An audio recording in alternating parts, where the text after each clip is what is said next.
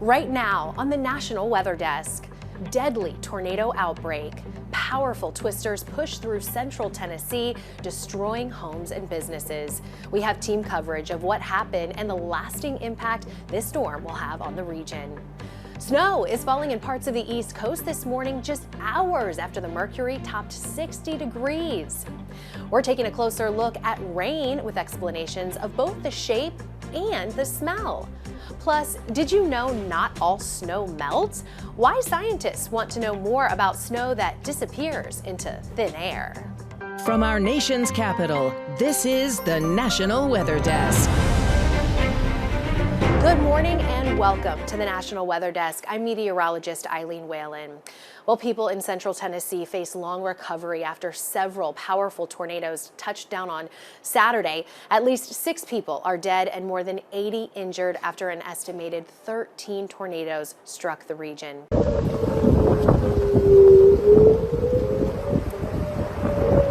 This is what one of those tornadoes looked and sounded like. This video was taken on a golf course in Springfield, about 30 miles to the north of Nashville.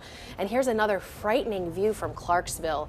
2 people driving along the road came face to face with an EF3 tornado. That means that the winds were between 136 and 165 miles per hour. It snapped power lines and even flipped a car, leaving it on its roof. Homes and buildings were no match for that power. The twisters destroyed hundreds of them, and in one instance, the twister lifted up a mobile home and dropped it on top of another. More than 160,000 homes and businesses lost power, and this man describes what he heard as the tornado passed his home. We got into our safe place, and the next thing I know, all you hear is stuff started flying, glass was breaking, and it seemed like it lasted forever, but it was probably maybe 30 seconds. A view from the sky on Sunday shows the extent of the damage. A church with a single wall still standing. Homes and businesses that are now just piles of rubble. Trees and power lines toppled like they were twigs. And devastation as far as the eye can see. Reporter Justin McFarland leads off our team coverage this morning. It happened in a flash. A tornado captured on a Tennessee Department of Transportation camera lights up the sky over the Madison community that's just north of downtown Nashville. Daylight shows the damage left behind on Nesbith Lane. This is where 3 people died. Lori Fick lives nearby. I've lived here for 2 decades, so it's a part of my heart, and so seeing it like this and experiencing it firsthand is a tragedy. You know, knowing there's also loss of life is just even more heartbreaking. That heartbreak is also being felt in the city of Clarksville. That's where 3 others died in the storm as well. One of the victims included a small child. Sweet kid, energetic, love outdoors, love playing, just playful. He was amazing, and to know that he's not here is very sad. Clarksville's mayor says it could take up to 2 weeks to restore all the power across the city. 54 miles away in Hendersonville, thousands are also without electricity. The tornado took down dozens of power poles and even damaged a substation. That area has extensive damage, and some customers will experience outages lasting potentially days, not just hours. Despite the heavy losses of both life and property, community leaders are trying to be hopeful and encouraging. We are committed to support and make sure that we do everything we can do to get people in a safe area, and then also to remove debris and get things moving back to a normal state. 150-mile-per-hour winds. That's what the National Weather Service survey crews tells us. An EF3 tornado tearing through this street, taking homes, taking cars, and lives right down here. Noralee's Del Rio Rogers and her husband spending 10 years of their life on this street. Their home is gone. And they're also a neighbor of the child who lost their life yesterday. The most sweetest thing. Every time my husband gets home, he'll be like, "Hi, Miss David. Hi, Miss Liz." They're an amazing family. It really breaks my heart. Rogers says she was not home at the time of the tornado. The sound of a train is what she says her husband heard. He said he grabbed the toilet. We have 2 doors. into the bathroom. And he's literally like this, both feet, his hands, and grabbing to the toilet. He said that the wind came and his feet were up in the air. Andy Dixon carefully put together a recording studio built on the joy and love of music.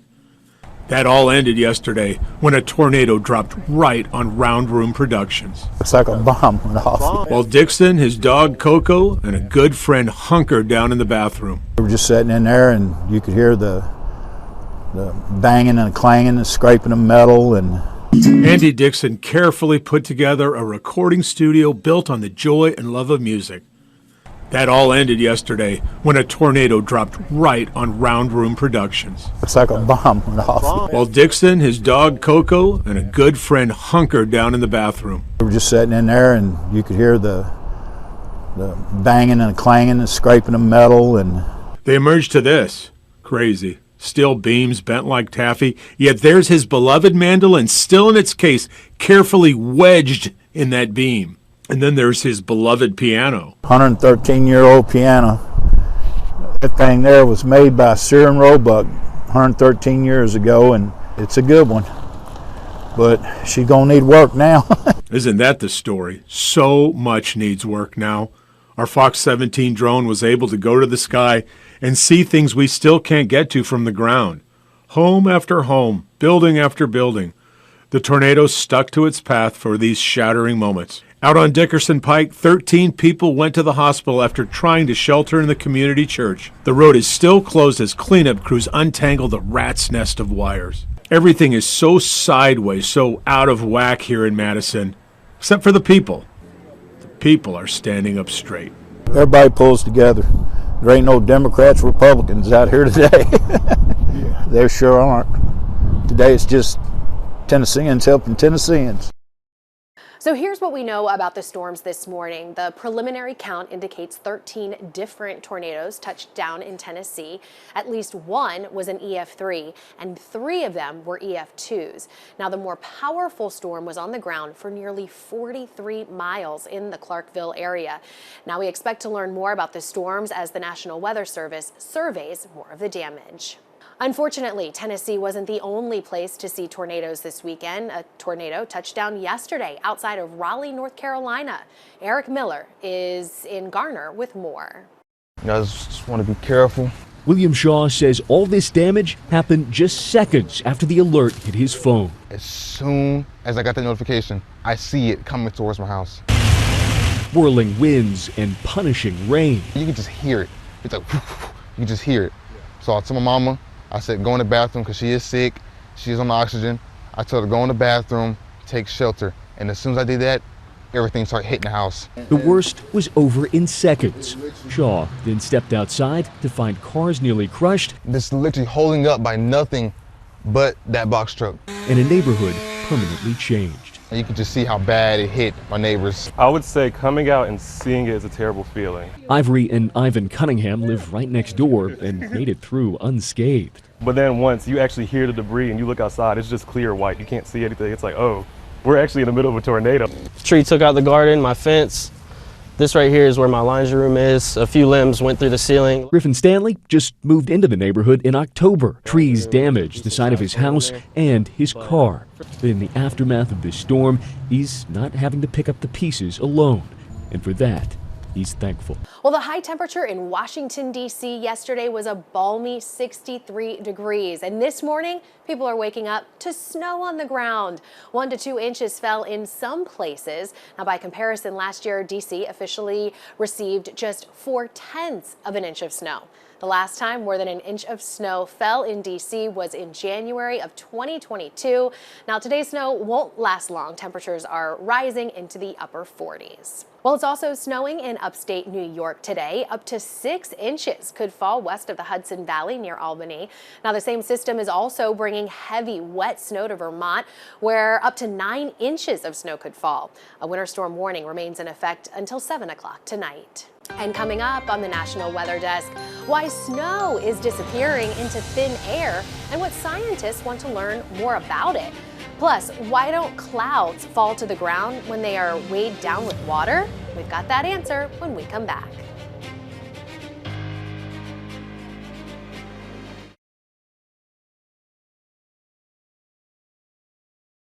I'm meteorologist Emily Santa, and let's take a look at our daytime highs for today. We have some similar temperatures, 30s over in upstate New York as we head towards the coast. A little bit warmer, 50 degrees for today in Boston, 45 in Portland, 40 over in Caribou. We have a lot of wet weather in the Northeast for today. Most of you will be waking up with a lot of rain. Throughout the day, the rain will be shifting on by. Parts of northern New England also will be seeing some snow. Gusty winds are expected out on the coast. I'm meteorologist Vitas Reed. Here's a look at your southeast forecast highs for the day. Cool one up in Nashville, 49 degrees, 50 in Raleigh, 56 in Macon, 59 Pensacola, 66 in Tampa, 71 West Palm, as the cold front has moved through, causing severe damage over parts of the south as that storm pushed through. Looks like now we're seeing this system move off to the east. Heavy rainfall across the I-95 corridor up around the mid-Atlantic, but that is clearing out. We'll see nice dry conditions across the southeast with high pressure, keeping things cooler and drier.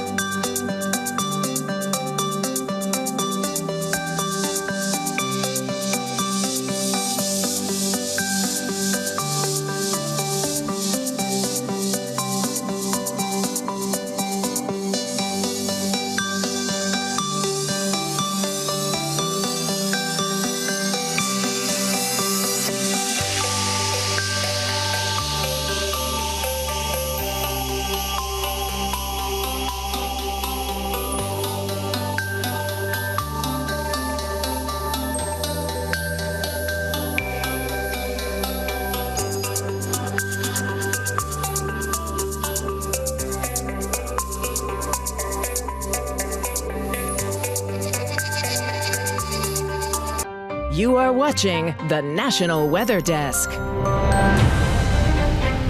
Well, portions of the eastern U.S. and Pacific Northwest saw storms this weekend, mostly rain, but as we get into the colder months, storms can bring several different types of precipitation. Meteorologist John Gum has more.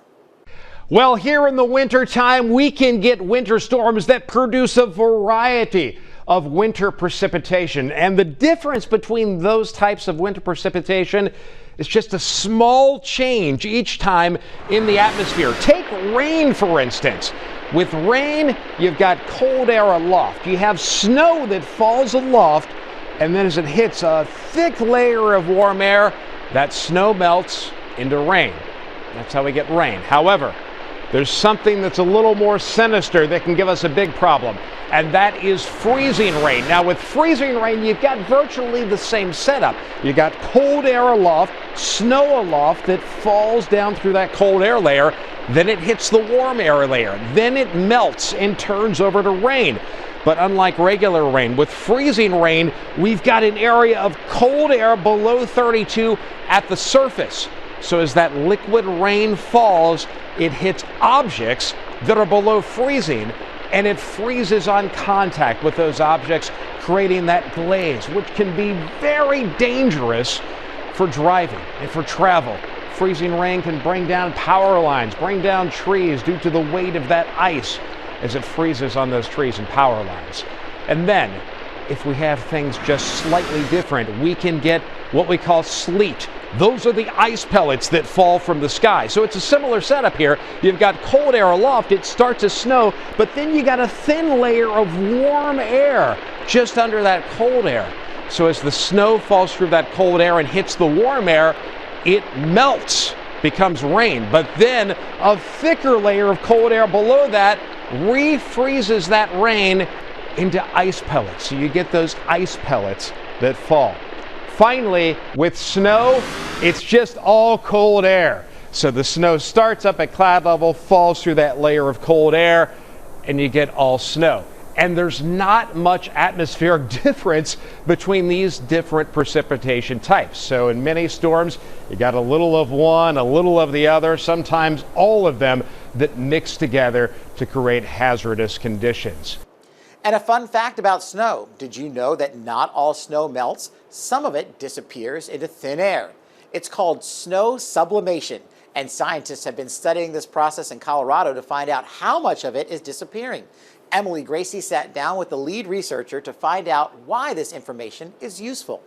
You can think of snow sublimation kind of like evaporation. It's a little bit different because it is the transition of the ice solid phase directly into the vapor phase, water vapor, without necessarily going through this liquid phase of water. Right? What causes snow to sublimate, to go from this solid state to a gas state? Snow is constantly transitioning between the solid phase and the liquid phase and the vapor phase. There's an equilibrium occurring everywhere in the world.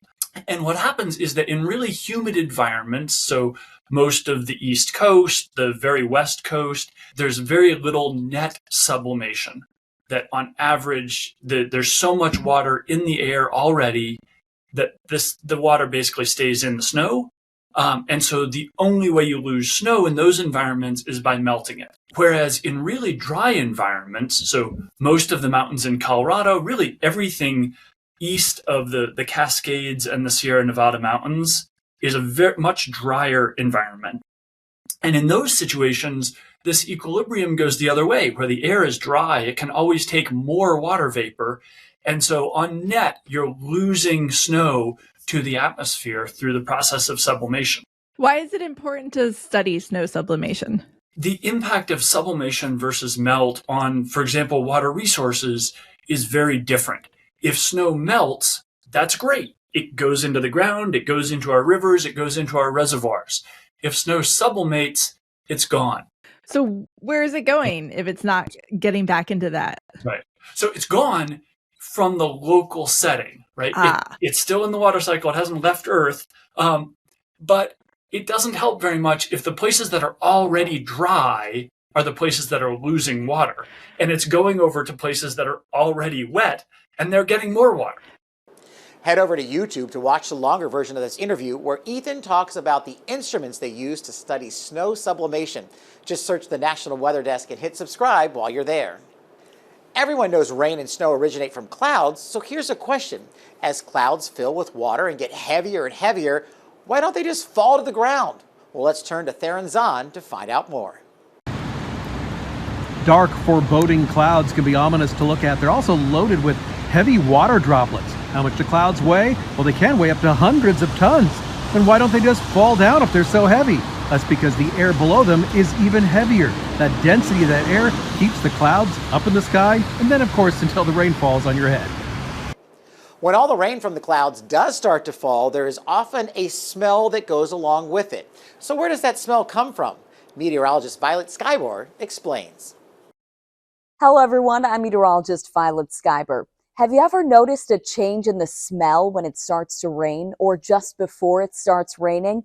Well, it's not actually the rain itself that's causing the smell, but something else. It could be one of three things. So let's get into it. The first is a soil-dwelling bacteria that secretes geosmin when producing spores. And raindrops help release this earthly-smelling chemical into the air. So that's one thing you could be smelling. The second is from plants. They secrete oils during dry periods, and the rain causes compounds to be released from those oils that we smell, called petrichor. And the third, last but not least, is lightning. It can actually split oxygen molecules into individual atoms, and then those atoms can reattach to O2 molecules to make O3, which is ozone, and that has a distinct pre-rain odor. So that's what you could be smelling.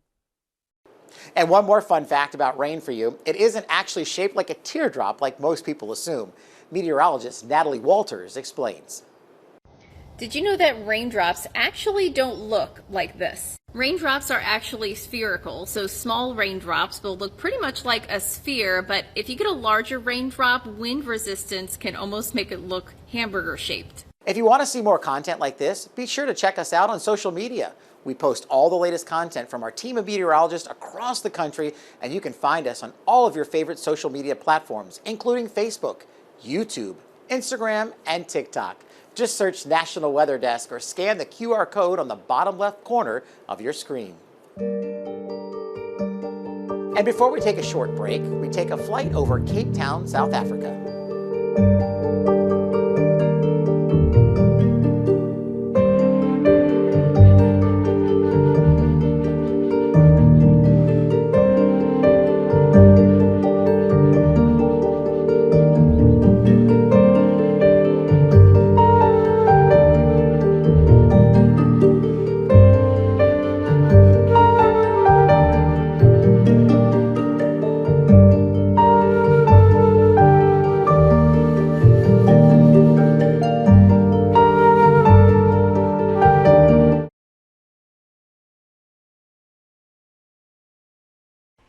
Good morning, everyone. I'm meteorologist Sarah Converse. We have a high pressure system that's controlling much of the Midwest, and that's keeping things dry with plenty of sunshine, though the clouds still linger for places like Grand Rapids and Columbus. Columbus sitting at 39, Springfield 45, and then Lincoln 52 degrees. Those clear skies will allow for temperatures to be chilly tonight, teens to the west and 20s and 30s for most of the Midwest. Good Monday morning. I'm meteorologist Joe DiCarlo. Look at our forecast across the region, and we're going to start off on the chilly side. Temperatures below freezing from Oklahoma City to Amarillo, even some mid-30s across portions of Texas. Still a nice day, though. We'll be mostly sunny across the region. Temperatures in the 50s and low 60s this afternoon. We'll fall into the 30s and 40s overnight, and then more moisture works in, more cloud cover on your Tuesday. Highs range from the 50s to the north all the way to 71 across South Texas.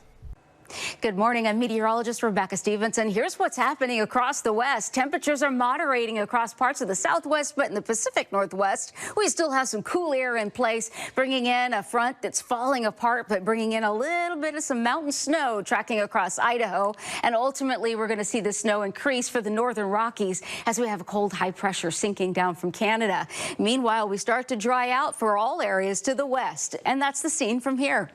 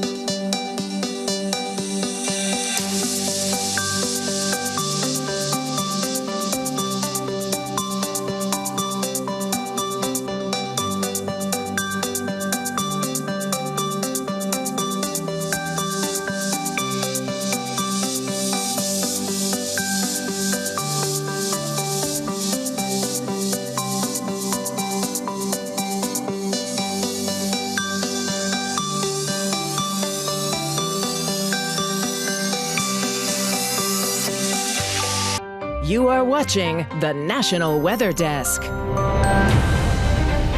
have heard it here that local meteorologists are the best way to get your forecast, but we know sometimes your phone may be easier. So if you use the phone to check that weather, what apps are the best? Well, meteorologist Christina Ernie shares a list of her favorites. I'm a TV meteorologist, and these are the 3 apps I trust for getting my weather. Number 1, a real-time radar app like RadarScope. You can track storms as they're happening and as conditions move into and out of your area wherever you are. Number 2, the Windy app. Winds help tell where storms are located and what's moving into your area. So this app shows you weather patterns currently and out 2 days. It shows winds in areas of pressure. Number 3, your local meteorologist's app. Compared to other generic apps that pump out forecasts made by robots, your local team updates temperatures, conditions, and more a few times a day. It's way more accurate and also easy to understand. And if you're looking for more weather content, be sure to check out our podcast, Off the Radar. We drop new episodes every Tuesday, and tomorrow's episode is all about food waste and its impact on climate change. You can find Off the Radar anywhere you listen to your favorite podcast. We'll be right back.